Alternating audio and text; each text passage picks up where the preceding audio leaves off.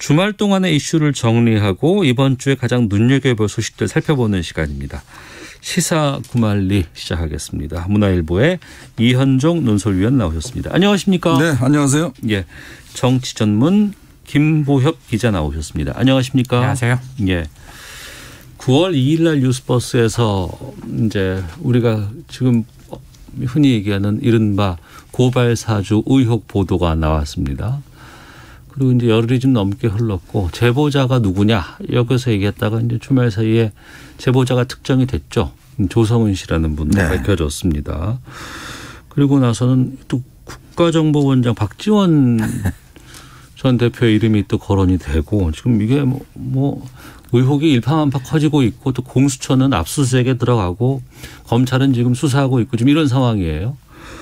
어떻게 보세요? 이 총평부터 좀 들어보겠습니다. 이현정 논설위원님. 그러니까 요즘은요 반나절만 쉬어도 네. 뉴스를 따라갈 수가 없어요. 그러니까 이게 훅훅 지나가요 이게. 지금 그러니까 이게 아마 갑자기 들으신 분들은 왜 갑자기 또 박 전 원장이 나오지? 그러니까요. 뭐 네. 그런 생각도 하실 거고 지금 이게 정신없이 하여튼 이 프레임 자체가 좀 바뀌어 나가는 것 같습니다. 조성은은 누구야? 뭐 이런 분들도 그렇죠. 많고. 뭐 갑자기 왜 조성은이라는 사람이 나오지? 네. 뭐 갑자기 제보자 아니었다 그러다가 공익신고자가 뭐고 나오는데 이게 참 대선과 맞물려 있다 보니까 어떤 면에서 보면 이제 양측의 프레임 전환 시도가 굉장히 치열하게 붙고 있는 것 같습니다. 프레임 전환 시도. 그러니까 즉 윤석열 후보의 이 고발 사주 의혹에서부터 출발했지 않습니까? 예. 그러다가 이제 점점 지금 이 사태 자체가 보면 이제 박지원 원장의 개인 문제로 해서 이제 정치 문제가 되어버리고 여기에 또 공수처가 또 나섰고 이제 그러다 보니까 이 지금 공수처 검찰이 나서다 보니까 이거는 지금 뭐 윤 후보 낙마를 위한 여권의 총공세가 아닌가 이런 이야기까지 지금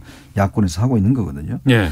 이제 그게 어떻게 이제 흘러갈지는 모르겠습니다. 그러니까 본질적인 사안은 결국은 손준성 전 대검 수사정책기획관이 김웅 의원에게 보낸 게 맞느냐 안 맞느냐에 대한 이제 이 문제였거든요. 그게 핵심인 거잖아요. 그렇죠. 그런데 이제 이 핵심은 어차피 지금 검찰이나 지금 공채 수사를 하고 있지만 문제는 이제 이거를 제보자가 전달하는 과정, 그러니까 이걸 제보 전달하는 과정에 그렇다면 정말 순수한 뜻으로 했는 것인지 아니면 박 전 원장과의 이 만남 자체가 어떤 정책 함의를 갖고 있는 건지 특히 어제 SBS 뉴스 인터뷰에서 본인이 이 날짜는 9월 2일 날 뉴스버스가 보도했는데 이거는 원장님이나 제가 원했던 그런 날짜가 아니다. 또 이런 이야기를 했습니다. 그러니까 이 조성은 씨가 자꾸 이제 언론 인터뷰를 하다 보니까 본인 이야기에 본인의 모순이 지금 점점 나타나는 단계로 넘어간 것 같아요. 네. 그러니까 즉 자기가 말을 뱉은 게 이게 지금 처음에는 아니었다고 자기는 제보자가 아니다 그러다가 제보자가 나오니까 또 이제 번복을 하고 또 이제 이 이야기 나오니까 이거는 뭐 얼떨결에 나왔다 또 이렇게 말을 하고 정말 이게 어떻게 진행이 될지 정말 이게 대선 국면 맞물려서 참 팩트 자체를 가지고 접근을 해야 되는데 문제는 팩트보다는 이 프레임 전쟁이 굉장히 심화되는 것이 아닌가 싶습니다. 네. 김보협 기자는 어떻게 보고 계세요? 이렇게 사실과 주장이 막 부딪히면서 네. 사실이 부풀려지고 주장은 업그레이드되고 그래서 프레임이라는 뭐 복잡한 것도 나오고 그럴 때는 이 사안을 최대한 간단하게 보려면 사실과 주장을 갈라봐야 됩니다. 사실과 주장을 갈라야 된다. 일단 드러난 사실 누구도 부인하지 않는 사실은 손준성 보냄이라는 텔레그램을 통해서 문서 이미지 고발장 초안 같은 문서 이미지가 있었다는 거고 김웅 의원한테 보내줬고 김웅 의원은 그거를 당시 선대위 부위원장이었던 조성은 씨한테 보낸 거죠. 이건 움직일 수 없는 사실이고요. 총선 이후에 그때 보냈던 일부 고발장 초안이 실제 국민의당에서 그것을 국민의힘에서 죄송합니다. 국민의힘에서 그걸 실제로 검찰에 고발을 했죠. 정점식 의원 때문에 의원이 법률 자문단장이 이제 시켜서 했다고 했죠. 그러니까 그거는 움직일 수 없는 사실입니다. 그래서 앞으로 밝혀져야 될 거는 손준성 보냄이라고 돼 있는 보낸 그 사람이 실제 손준성 본인 혹은 관련이 있는 자냐. 그리고 김웅 의원은 이거를 읽어봤느냐 그리고 누구에게 보냈느냐 이런 내용들.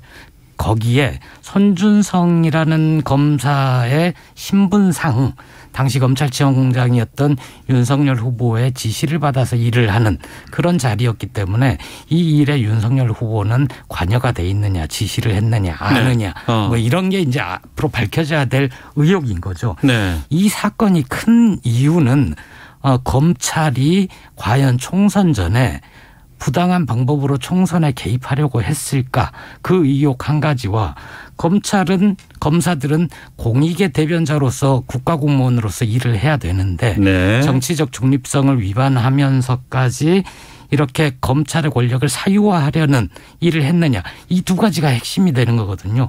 그 사실과 본질을 놓치지 않아야 이 복잡해지는 데서 다른 곳으로 빠지지 않고 볼 수 있다. 저는 이렇게 생각합니다. 네. 그러니까 그 말씀 가운데 우리가 돌아보면 지금 프레임도 몇 개가 좀 나온 게 있는데 네. 이전에는 제보자가 누구냐. 이 사람이 믿을 만한 사람이냐. 뭐 추미애 캠프가 아니냐. 무슨 뭐 누구 어디 캠프 쪽에서 이런 얘기가 있었어요. 그렇죠. 그랬다가 이제 공익 제보하고 공익 신고도 했다고 하고 신변 보호까지 했는데 당사자가 언론 인터뷰를 직접 합니다. 네. 이건 왜 그랬다고 보세요? 그러니까 지금 언론 인터뷰를 한 이유가 이게 지금 공익신고를 우리가 보통 하면 예.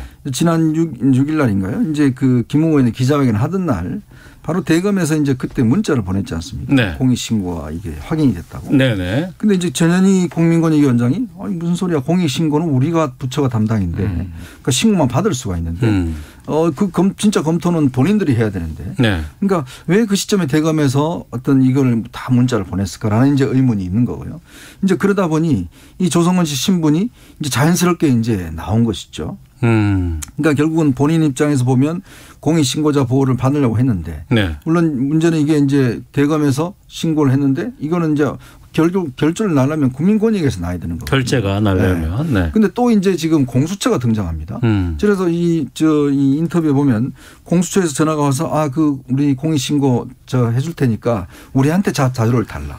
해서 또 9일 날 공수처 가서 또 조사를 받아요. 그리고 어제 또 인터뷰에서는 조성은 씨가 국가수사본부에서 요청하면 또 거기도 주겠다라고 이야기를 하고 있어요. 지금 검찰 공수처는 일단 줬고 네. 그다음에 또 경찰까지 또 이제 이야기를 하고 있는 겁니다. 그러니까 뭐냐면 이 조성은 씨의 순수성 왜 본인이 전달하려고 했을까라는 부분에 대한 여러 가지 지금 이제 의문이 나오는 거죠. 왜냐 처음에는 본인이 그런 의문을 받았는데 절대 자기가 아니다. 제보자가 아니다고 이야기를 했다가 또 뭐 언론과 인터뷰에서 내가 제보자다고 이야기를 했는데 문제는 또 신분이 드러나니까 이제 뒤늦게 자신이 제보자다 이야기를 하고 있고 네. 또 그 만난 시점에서 이게 제보가 아니라 사고가 났다 이런 이야기를 또 하지 않습니까? 그리고 또 본인이 지금 박지원 원장과 왜 그 중간 시점에 즉 7월 21일 날 제보를 하고 난 다음에 9월 2일 날 보도가 났지 않습니까? 그렇다면 왜 중간 시점에 본인이 굉장히 가까운 곳을 알려진 박지원 원장과 단독으로 만나서 무슨 이야기를 했을까? 이 부분에 대한 이제 의문이 있고 더군다나 여기에 또 어제 SBS 인터뷰에서 원장님과 제가 원했던 날짜가 아니다. 이런 이야기가 함으로 인해서 이게 지금 아까 김보혁 기자 얘기했던 이 본질적인 부분과 그다음에 이제 그렇다면 무슨 의도일까? 이 영역이 또 다른 게 있는 거죠. 그러니까 이 부분에 대한 이제 여기 국정원까지 이제 이름이 나오니 국민들 입장에서는 이 국정원 그러면 딱 이제 떠오르는 게 있지 않습니까? 이 국정원의 정치 개입이라는 게 뭐 어제 오늘 일이 아닌데 네. 부서 자체는 안 했을지 모르겠지만 국정원장이 지금 정치인 출신이 이제 여기에 개입돼 버림으로 인해서 이 문제가 자칫하면 다른 방향으로 흘러갈 가능성도 저는 꽤 높다라는 생각이 듭니다. 가능성 말씀해 주셨고요. 예. 저는 윤석열 당시 검찰총장이 과연 이런 일을 지시를 했느냐 관여했느냐 알고 있었느냐 여기에 대해서는 아직 미지의 영역이라고 생각을 합니다. 네. 그런데 박지원 국정원장이 정치 공작을 했다는 주장은 그 미지의 영역보다도 훨씬 더 무리한 주장이 됩니다. 왜냐하면 공작에 검사도 끼워 넣고 아까 사실이 분명한 것들이 있지 않습니까? 네네네. 현직 검사도 끼워 넣고 야당 후보자, 야당 의원도 끼워 넣는 공작의 그림을 누군가가 그렸다는데 전 그건 좀 굉장히 무리한 주장이라고 생각을 하고 조성은 씨의 순수함 저는 여기에 대해서는 순수하다 순수하지 않다 그렇게 얘기하기가 되게 애매한 게 진짜 순수한 분이면 종교계나 학계나 이런 쪽에 가 있어야지. 그분은 오래전부터 정치를 하신 분이거든요. 네네네. 그리고 뭐 이 당에도 있고 저 당에도 있었고 그래서 그분이 순수하다 순수하지 않다는 판단을 할 수 없는 영역이고 다만 그분이 얘기하는 걸 바탕으로 해서 이 얘기는 사실에 가깝다 그렇지 않다 이렇게 논평할 수 있다고 생각을 합니다. 네. 조성은 씨가 자기가 왜 나서게 됐느냐 얘기한 건 일단 그분이 밝힌 대로 그분 뜻을 존중해 준다면 원래는 가만히 있으려고 했는데 김웅 의원 그리고 윤석열 후보가 인터뷰하는 걸 보면서 이른바 열받았다 이거잖아요. 그 윤석열 후보의 경우에는 그 사람 누군지 여의도판에서 다 알지 않느냐 기자들 알지 않느냐 나도 들었다 이런 식으로 뭔가 대단히 문제가 많은 뭐 공작과 연루가 된 사람인 듯한 그런 식으로 인신공격을 해대니까 저는 그 점에서 참을 수 없었을 수도 있겠다. 그 점에서는 공감이 갔습니다. 네. 시간이 지나면서 변하는 게 몇 가지가 있는데 우선은 처음에는 그 텔레그램 이미지 파일 이것만 있었잖아요. 근데 이제는 조성은 씨가 직접 검찰이라든가 공수처에다가 자료를 줬다고 하고 휴대폰까지 제출했다고 하니까 보다 이제 좀 신빙성 있는 자료들이 이제 수사에서 이제 들어가서 아마 활용이 될 것 같아요. 어느 정도까지는 지금 상황으로 본다 그러면 어느 정도까지 이게 밝혀질 수 있을 것 같습니까? 글쎄요. 이게 이제 이제 일단 우리가 지금 알고 있는 수준 네. 그 예를 들어 손준성이라고 이름이 찍힌 문서가 김웅 의원한테 갔고 김웅 의원한테 간 문서가 일단 이 조성은 씨한테 갔다. 요거까지는 이제 뭐 아마 밝혀낼 것 같아요. 네. 근데 이제 문제는 뭐냐면 그렇다면 조성은 씨가 이거를 예를 들어서 김웅 의원이 이거 지금 대검찰 검찰총장이 이거 부탁하는 거니까 빨리 좀 이거 고발을 대검 민원실에 해라라고 이야기를 했음에도 불구하고 왜 그냥 아무한테도 이야기하지 않고 지금까지 혼자 가지고 있었을까? 라인에 대한 이제 의문을 풀어야겠죠. 네. 본인 판단에서는 이거 뭐 기자들도 있고 해서 부적절했다고 했는데 당시에 선대위 부위원장이었다면 아무한테도 안 줬다라면 그렇다면 8월 달에 정정신 의원이 했던 고발장은 어디서 나온 것인가? 본인이 그렇게 이야기했지 않습니까? 아무한테도 주지 않았다고. 네네. 그렇다면 8월 달에 고발했다면 그는 그 문건은 또 뭔가? 이제 이런 의문이 있는 것이고요. 이제 그런 데 대한 이제 의문을 일단 풀어야 되는 것이고 그렇다면 왜 가지고 있다가 갑작스럽게 이제 윤석열 후보가 등장하고 하면서 왜 뉴스버스 기자한테 이거를 이야기를 했을까? 네. 그리고 손준성을 뭐 누군지 몰랐다고 이야기를 하는데 지금 이분의 그 페이스북을 보면 작년 11월 달에 대검에서 이 손준성 그 당시 정책기획관이 이제 판사 사찰 문제가 있었어요. 네, 그랬죠. 네. 그걸 굉장히 집중적으로 비난했던 때가 있었습니다. 이분이 페이스북에다 글을 많이 올려요. 그런데도 그때 손준성 검사 이름이 나왔었는데 그때도 그걸 몰랐을까라는 이제 의문이 있는 것이죠. 그러니까 그 시점. 그다음에 여기서 표현했던 이제 본인은 사고라고 이야기했던 것에 대한 의문이 있거든요. 네. 그렇다면 이 문제에 대해서 그럼 박지원 원장 이제 저도 박지원 원장이 이걸 뭐 공작하고 이런 만드는 저는 그렇게 보지는 않습니다. 그런데 문제는 뭐냐면 이거가 혹시나 이 보도가 되기 전에 인지했을 가능성. 그러니까 뭐 국정원장이 뭐 역할을 하지 않더라도 네. 국정원장이 뭔가 알고 있었을 가능성. 또 이분이 이야기했듯이 이 원했던 날짜가 아니다. 이 이야기는 뭐냐면 추정을 해보면 이 9월 2일 날 갑자기 1일 날 연락이 와서 내일 나간다 이렇게 보도를 하고 굉장히 거기에 불쾌했다라고 오늘 이제 뉴스버스도 보도를 했거든요. 네. 그렇다면 아마 이 그 조성은 씨나 이런 뭐 박 전 원장은 이게 좀 이후에 예를 들어서 야당의 후보가 정해지면 그때 윤석열 후보로 정해지면 그때 폭로를 했으면 훨씬 더 효과가 있었을 텐데 왜 지금 이전에 폭로를 했느냐 뭐 이런 걸로도 혹시나 해석이 될 수는 있거든요. 네. 그러니까 이런 의문들이 지금 점점 증폭되고 있기 때문에 오늘 이제 국민의힘이 공처에다가 이제 박 원장을 국정원법 위반으로 고발을 했거든요.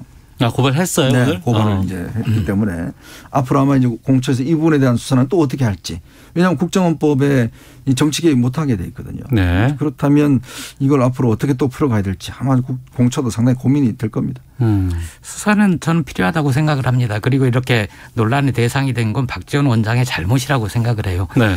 국가 정보를 다루는 굉장히 민감한 직책에 있는데 저도 여러 사람한테 얘기 듣기로 거의 매주 공관에 사람을 불러서 예전에 친했던 기자들 혹은 같이 정당 생활을 했던 사람들 이렇게 만나서 얘기를 한다고 해요. 그런데 이제 정치나 민감한 얘기는 의도적으로 피한다고 하지만 그렇게 사람이 모인 자리에서는 당연히 뭐 차기 대선 주자는 누가 관심이 있습니까? 뭐 민주당에서 누가 될까요? 이런 질문들이 오갈 수 있는 거죠. 그분들이 만나서 하는 얘기가 뻔할 거 아닙니까? 뭔 얘기겠습니까? 그러니까 그런 자리 자체를 아예 만들지 말았어야 되는데 오랫동안 정치를 했던 분이다 보니 그런 연이 많은 사람들도 있고 그렇게 자주 만나서 그래서 이렇게 곤혹스러운 상황에 처했다. 네. 저는 그 말씀하신 대로 실제로 인지를 했거나 그럴 가능성은 있다고 생각을 해요. 그래서 보도 시점을 통제하는데 어떤 팁을 줬다거나 이럴 수는 있다고 보는데 그런 거 수사해야 된다고 봅니다. 그 조성은 씨 휴대폰 제출됐다니까 그런데 통화 기록이나 아니면 문자 주고받은 거나 그런 거 있으면 처벌받고 해야죠. 오늘 오후에 대정부 질문 예정돼 있고 오늘 공교롭게도 정치 분야에 오늘 또 시작입니다. 여기서도 이 내용 아마 대부분 이거 물어볼 것 같은데. 그렇죠. 네. 뭐 오늘 지금 뭐 일단 정보유의 소집을 요구를 해놨고요. 네. 또 아마 대정부 질문에서 집중을 왜냐하면 이제 이게 참 우리가 정치 이슈란 게 그래요. 나중에 되면 이거 왜 싸웠지? 이제 본질은 안 보입니다. 그러면 나중에 저희도 또 한참 이야기하다 보면 이게 왜 시작됐지? 이런 생각을 하게 돼요. 그러니까 그렇죠. 지금 이제 이 국면이 그렇게 돼가는 거죠. 그러니까 프레임이 막 계속 바뀌니까. 바뀌니까 이게 국민들도 이제 헷갈리시는 겁니다. 이게 지금 그러면 국정원장은 왜 그분을 그렇게 만났을까? 또 자주 만났을까? 또 공간까지도 초청을 해서 만났을까? 뭐 이런 부분에 대한 또 이제 의문이 증폭하다 보니 야당 입장에서는 일단 국민들의 시선을 좀 하는 데는 굉장히 호재죠. 왜냐하면 이 문제에 관해서 오늘 이제 국회도 열리고 하기 때문에 집중적으로 부각을 해서 이슈 전환할 테고 여당은 좀 곤혹스러울 겁니다. 이게 국정원 같은 경우는 지난 8월 27일 날 지난 국회 결의에 따라서 이 정치 중립 선언을 아주 대대적으로 한 바 있습니다. 그렇습니다. 네. 그리고 또 법률적으로도 지금 뭐 대공사건도 없애고 그다음에 이제 아예 국내 파트를 없애고 많은 노력을 했는데 정작 딴 건 다 없앴는데 원장이 정치인이다 보니까 원장의 그 정치적인 이거에 대해서는 지금 뭐 이걸 어떻게 할 것이냐 이게 상당히 곤혹스러운 상황일 거예요. 더군다나 또 이렇게 공수처에 고발했는데 그러면 윤 후보는 공수처에 고발되자마자 바로 한 4일 만에 이게 뭐 피해자 신분으로 전환이 돼 버렸잖아요. 그렇다면 공수처장은 어떻게, 국정원장은 어떻게 할 것인지. 이것 또한 이제 아마 공수처도 굉장히 고민스러울 겁니다. 네. 언론에서는 잡을 포인트가 상당히 많아 좋겠어요. 네. 항상 언론은 쓸거리가 너무 많아서 고민스럽습니다. 근데 이게 쓸거리가 많다 보니까 다양한 부분들을 다 취재를 하게 되고 하다 보니까 앞서 처음 말씀하신 것처럼 이게 왜 시작됐지라는 것에 대한 그 본질이 좀 사라지는 부분이 있는 거예요. 그걸 놓치면 안 되는 거고요. 저는 김웅 의원을 굉장히 좋게 봤는데 이번에 그 압수수색을 막는 거를 보면서 이상하다. 그 며칠 전에 기자회견을 하면서 기억이 안 난다. 네. 아무튼 조사기관이 등장해서 빨리 사실관계를 밝혀줬으면 좋겠다라고 얘기를 했는데 그렇죠. 정작 공수처에서 김 의원 관련 PC 관리하는 PC를 압수수색하려고 하자 이거는 영장이 없는 거 아니냐 하면서 굉장히 무리하게 얘기를 하고 또 그다음에 김기현 원내대표라는 분은 거기에 대해서 정당한 영장에 의한 압수수색 에 대해서 기습 남침이다 이런 낡은 표현까지 써가면서 막는 걸 보면서 이건 좀 이상하다. 국민의힘이 너무 무리한다 싶습니다.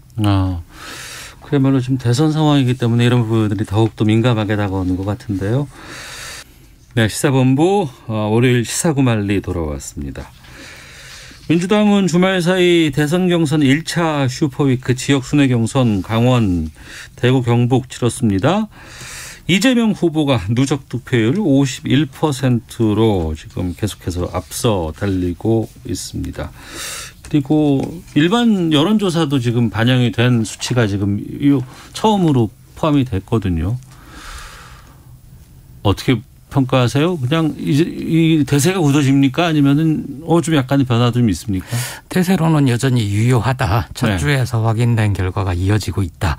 다만 이재명 후보가 압도적으로 쭉 치고 나가기보다는 표차가 좀 일반 국민선거인단 참여를 하면서 제가 수치를 보니까 국민들이 결정을 하더라고요. 국민들의 그 숫자와 누적 득표율이 똑같습니다. 그래서 51% 압도적인 과반수라기보다는 불안한 과반수인 거죠. 그래서 이후에 광주 경선 그리고 2차, 3차 국민선거인단 결과를 낙관만 하고 있어서는 안 된다. 2017년에 당시 문재인 후보가 압도적으로 다른 후보가 쫓아오기 힘들 정도로 처음부터 쭉 치고 나갔던 것과는 네. 그런 점에서는 비교가 된다. 이렇게 볼 수 있겠습니다. 네, 이현정 논술위원께서는. 그러니까 이게 추석 연휴 이후에 이제 호남 경선이 있지 않습니까?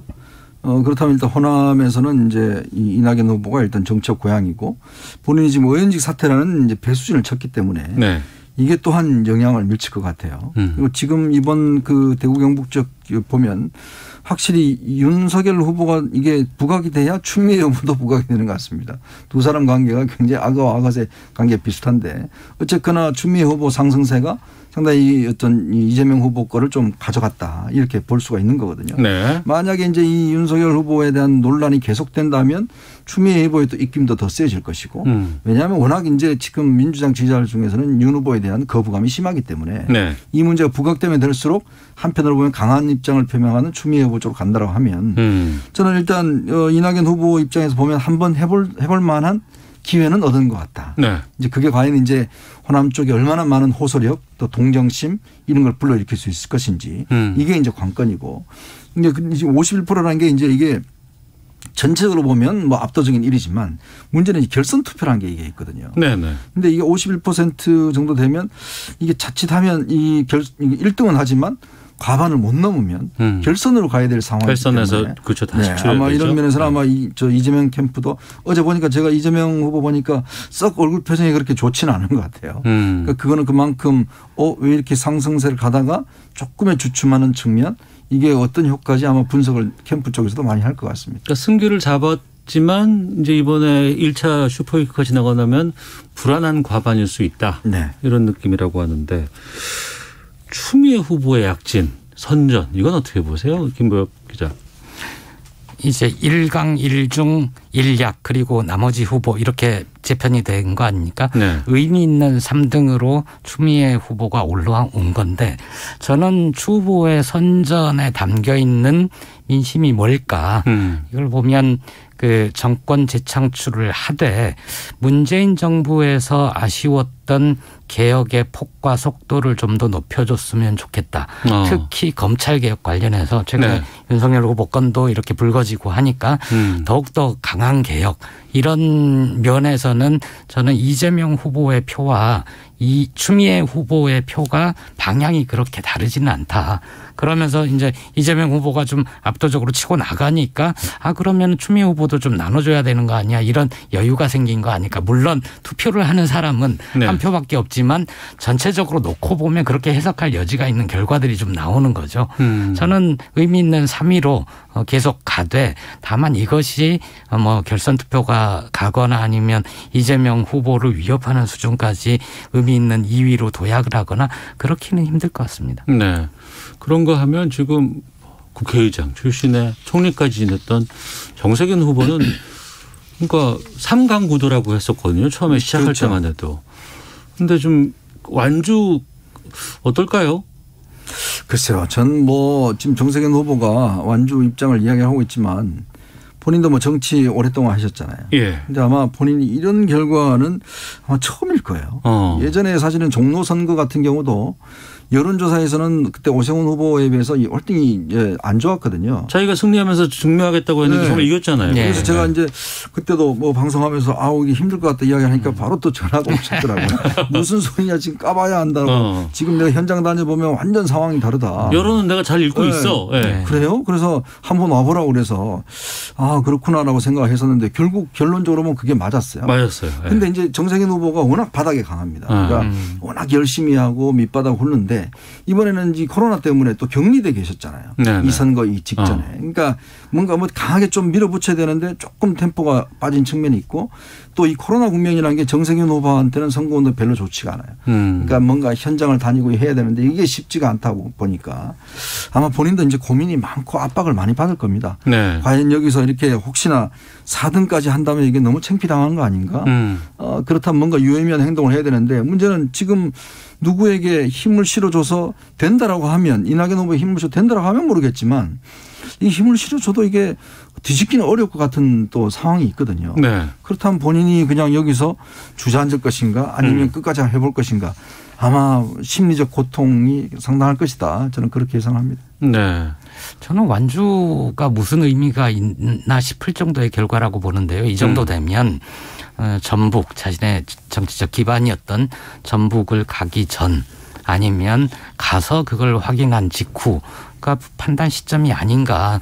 그리고 경선 완주라는 게 좀 2002년에 정동영 후보가 경선 지킴이 하면서 이렇게 막 끝까지 가는 게 미덕인 것처럼 여겨지고 있는데 사실 어느 정도 민심이 확인되면 중간에 경선을 포기를 하거나 특정 후보를 지지하거나 이런 식으로 정리를 차차 하고 맨 끝에 가서는 후보 추대대회 비슷하게 가는 게 원래 그 경선 국민 경선의 원거 그 저작권이 있는 미국이 그런 방식으로 하지 않습니까? 네. 근데 우리는 좀 아직까지는 그렇게 하고 있지는 않은데 저는 지금 이 정도의 성적이면 경선을 이어갈 동력이 없을 거다. 네. 그리고 같이 있는 의원들도 아마 그런 부분에 대해서 솔직한 고언들을 하기 시작할 거다. 이렇게 봅니다. 네. 국민의힘 쪽 가보겠습니다. 후보들 이틀에 걸쳐서 국민 면접도 네. 받고 또 유권자들과 직접 소통에 나서는 뭐 올데이 라방 토크쇼 이런 걸 했다고 하는데 네. 별로 뉴스가 안 나와요. 어떻게 보냈답니까? 그러니까 지금 저도 이게 찾아서 봤거든요. 그랬더니 이제 뭐 정치적인 거 이외에 좀 재밌는 뭐 사적인 이야기라든지 뭐 왜 결혼을 그렇게 늦게 하셨습니까? 뭐 등등 이런 이제 뭐 신변잡기 친하게 다가갈 성인 수 교수하고 있도록 뭐 이렇게 분들이 나와서 이제 진행을 하던데. 참 한편으로 보면 지금 저쪽에 전쟁 벌어지는데 이쪽에서는 지금 갑자기 무슨 이런 이야기 하니까 너무 또 한가해 보이는 느낌이 있어요. 한가해 보인다. 왜냐하면 이게 사실은 토론 정당이라는 게 어떤 흐름이 있으면 글로 쭉 가야 되는데 이게 분리될 수가 없는 거거든요. 네네. 근데 지금 한쪽 전쪽에서는 정말 막 그 김웅현 방 가서 지금 막 철야 농성하고 있는데 한쪽에서는 지금 뭐 왜 결혼 이렇게 늦게 하셨어요? 뭐 요리 잘하세요? 뭐 이러니까 예. 유권자들 입장에서 보면 이게 뭐지라는 이제 느낌들이 있어요. 이게 분리될 수가 없는 건데. 그러니까 결국은 저는 물론 이제 국민의힘 선대위 측에서는 이제 뭔가 다양하게 후보의 접근 방법을 준다라는 걸로 이해는 되지만 네. 그러니까 이게 콘텐츠가 뭔가 어떤 좀 이 정치라는 게 좀 집중이 돼야 되는데 자꾸 이렇게 분산되고 전혀 딴 방향으로 되다 보니까 이게 좀 관심이 분산되고 있는 것 같고 네. 이게 뭐 이 횟수는 많은데 뭐 발표회도 하고 뭐도 하는데 전혀 정치의 중심 이슈가 못 되는 거거든요. 그러니까 그런 면에서는 역시 이게 정치라는 거는 한 방향으로 좀 이게 집중돼야 되는 거 아닌가 네. 그런 생각 들고 지금 다들 못 보셨잖아요. 지금 아마 이 참 저는 좀 전략의 실패가 아닌가 생각이 듭니다. 네. 그러고 보면 제대로 된 토론을 지금 아직 그쪽에서는 못 본 상황이잖아요. 그렇죠. 이제 벌써 이건 투표도 가죠. 1차 이제 오늘부터 뭐 내일부터 가죠. 이제 1차 한번 걸러지고 나면 토론을 하겠죠. 네네. 비전 발표회는 정말 후졌었고 그리고 국민 시그널 면접은 그나마 좀 화제가 됐지 않습니까? 그 진중권 교수하고 뭐 예. 김준일 대표라든가. 네. 예. 근데 엊그제 있었던 그 좀 사적인 얘기를 하는 그 라디오 방송은 조금 문제가 되는 대목도 있었습니다. 예를 들어서 네. 좀 친근하게 다가가겠다 하는 의도는 괜찮았을지 몰라도 유승민 후보에게 딸 계획 출산 맞냐 이런 질문을 한다거나 대선 때문에 결혼을 늦추고 있다는데 맞냐 이런 건 대단히 부적절한 질문이거든요. 네네. 친근함을 보여주겠다는 의도에서 부적절한 질문들이 난무했다. 저는 그렇게 평가합니다. 알겠습니다.